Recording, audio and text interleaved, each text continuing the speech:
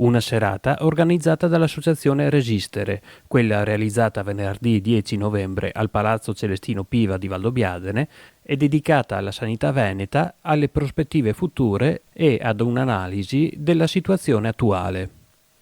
Ospite della serata, l'ex sindaco e medico di base di Santa Lucia di Piave, Riccardo Zumski. Intanto vorremmo parlare di come è presa la sanità veneta, perché in questi ultimi anni stiamo assistendo a una diminuzione della qualità dei servizi e dei servizi stessi in maniera impressionante. E non possiamo certo accettare che questo accada, perché parliamo della vita dei pazienti, delle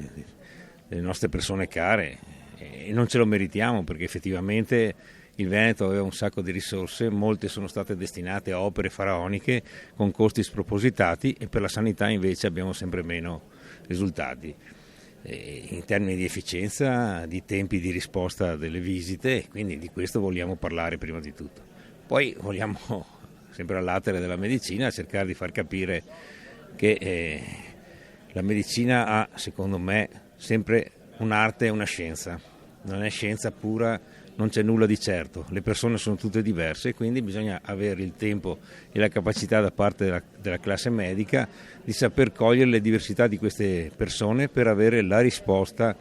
nella terapia che è necessaria, senza affidarsi unicamente a protocolli che vengono sfornati a livelli più grandi, ma sempre sotto la supervisione delle grandi case farmaceutiche, che non a caso sono gli sponsor di queste iniziative e che danno degli indirizzi che servono per le loro giuste esigenze, perché sono delle SPA, quindi non è che fanno beneficenza, devono rendere conto agli azionisti e sfornare utili.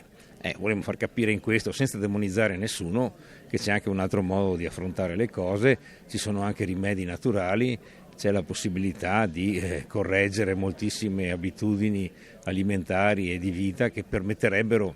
di migliorare la salute di tutti. In ultimo la vicenda legata a questi 3 anni di pandemia, in cui la mia posizione è ben chiara, insomma, si poteva curare, si poteva far meglio, non si dovevano abbandonare i pazienti, e sulla vaccinazione obbligatoria la mia totale contrarietà, nel senso che aver obbligato la gente a fare un trattamento che non aveva né sicurezza né efficacia documentate è stato veramente, a mio modo di vedere, un assassinio. Benché ufficialmente non si sia abolita la parola correlazione, ahimè, le miocarditi nei giovani sono già esplose. Adesso abbiamo il problema delle morti improvvise, che nessuno mi può dire che ci sono sempre state così in questa misura. Ci sono danni del sistema nervoso e ci sono perdita di qualità della vita di moltissime persone. Purtroppo molto spesso queste vengono indirizzate dallo psichiatra, nel senso che è una fantasia. Purtroppo no, non è così. È la vita che è cambiata, ma è cambiata in peggio, e non vuol dire che sia tutto. Noi non facciamo il tifo perché la gente stia male, ma noi vorremmo anche far emergere la verità, e che questa ignominia dell'obbligo per questa cosa qualcuno paghi.